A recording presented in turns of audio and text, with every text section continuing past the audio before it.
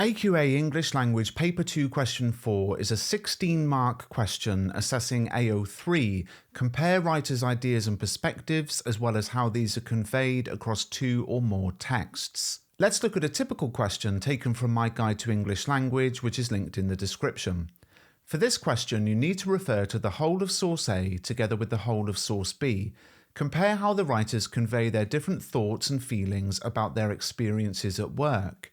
In your answer, you could compare their different thoughts and feelings, comment on the methods they use to convey their thoughts and feelings, support your response with references to both texts. This is a 16-mark question, so you should spend around 20 minutes on it. Now, there clearly won't be time to reread both sources in full, but you hopefully won't need to, as you've already read both sources in their entirety at the start of the exam, and then looked back at various parts in detail for questions 1, 2, and 3. In fact, you're probably going to have a good idea what those ideas and perspectives of the writers are by this point, and if anything, you might just need a quick look back at the sources to confirm your thinking. Let me point out one simple mistake to avoid. This question is explicitly about the ideas and attitudes of the writers. You need to be very careful to make sure you're analysing the ideas and attitudes of the writers and not those of other people presented in the text. For example, in source B, our writer is Andrew Hale, so you're looking at Hale's thoughts and feelings about his experiences at work.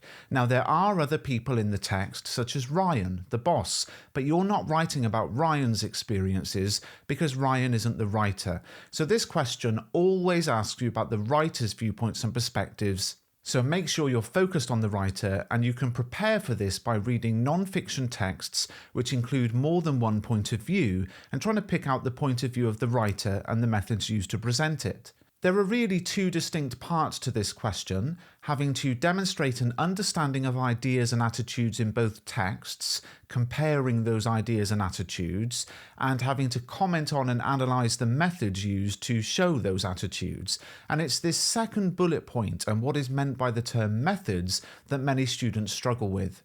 Given that this question is not assessing AO2, the use of language and structure, the possible confusion is, well, which methods can I actually write about? Well, the good news is I've looked through past mark schemes and you can write about pretty much anything. Imperative verbs, emotive language, frivolous tone, juxtaposition, irony, structural viewpoint, repetition, alliteration, humorous imagery, metaphor, simile, symbolism, structural opening, structural ending, narrative perspective, superlatives, hyperbole. So essentially, what this question is saying is this: if that method is used to present the idea or perspective you're writing about, then you can analyse it in your answer. Now, for 2026 onwards, this question's had a small change of wording from previous years.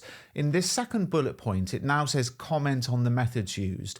And this is there to make it clear that what you're being asked to compare in this question are the writer's viewpoints and perspectives. And in doing that, you will comment on and analyse the methods used to present those viewpoints. So analysis of methods is essential, but you use the method to explain how the viewpoint is presented. Let's look at our sample question here, and I'll show you what I mean. We might first say that the perspectives are desperation and frustration in source A, and perhaps elation in source B, and that's our comparison of perspectives. Now, we would then look for the methods used by the writers to present those perspectives. We might write about the use of repetition in source A, in hoped against hope, and metaphor in source B with recharge your batteries, and analyse how they present the viewpoints. What we're not doing is trying to compare the use of, for example, repetition in source A with repetition in source B, in other words, comparing methods. No, we compare viewpoints and perspectives, and then we analyse how methods are used to present those viewpoints and perspectives. In the 2024 exam, one issue was that students were able to identify the viewpoints, but not go any further than that. So the tip here is to follow this approach. Step 1, what are the attitudes and ideas? Step 2, what methods are used to present those attitudes and ideas? And step 3, analyse why those methods are used. Now, in the November 2023 exam, the report stated that students who didn't write about methods failed to get more than 6 out of 16 marks, so you do want to analyse methods in this question. For example, in source A, there's repetition when Neil Chu starts by saying she has hoped against hope that someone will take up the cause. So there's a sense of desperation in that phrase, hoped against hope. The repetition of hope within the phrase suggests there's nowhere else to turn. So the method there is repetition, and we can clearly link it to the writer's thoughts and feelings about their experiences at work. In source B, we could say that the quotation, "As it turned out, I needn't have worried," shows how the writer was pleasantly surprised at how the job turned out.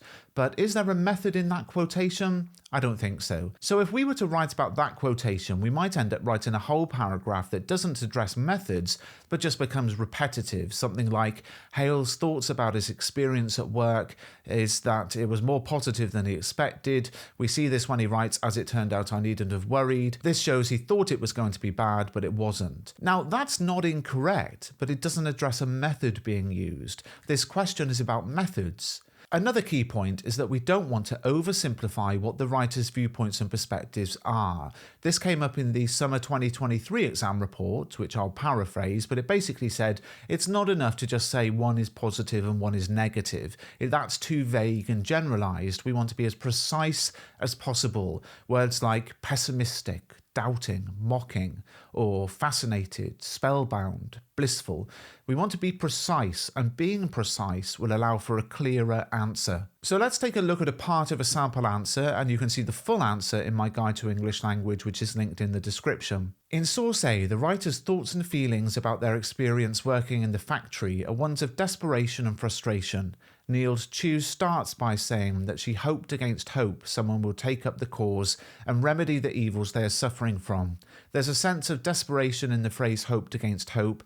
The repetition of hope within the phrase suggests there's nowhere else to turn. Additionally, the writer's choice of the words remedy and suffering imply that their poor working conditions are akin to an illness and that intervention needs to be sought in order to cure them.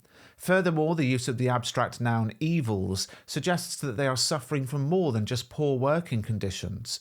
This word implies that there's an immoral wickedness taking place at the hands of their employers. In contrast, the writer of source B presents elated feelings towards their experience at work, describing how the wages were surprisingly good and how work was the perfect place to recharge your batteries. This shows that both the remuneration and the conditions were fantastic, and Hale's use of the metaphor to recharge your batteries implies it was the opposite of work. The language here suggests the call centre was a rejuvenating experience, a stark contrast to the factory work, which was without remission. Hopefully you can see what I've done there. I've compared the viewpoints and perspectives, and in doing so, I've analysed the methods used to present those perspectives. If you found this video useful, please do subscribe to the channel and give it a thumbs up. My language guide is available for free as an ebook at the moment in a bundle. If you buy my literature and poetry guide, you get the language guide for free. Those are ebooks. Those are instant downloads to your email, to your iPad, to your phone, your device. If you want the paperback, that's available on Amazon, and again, the link's in the description.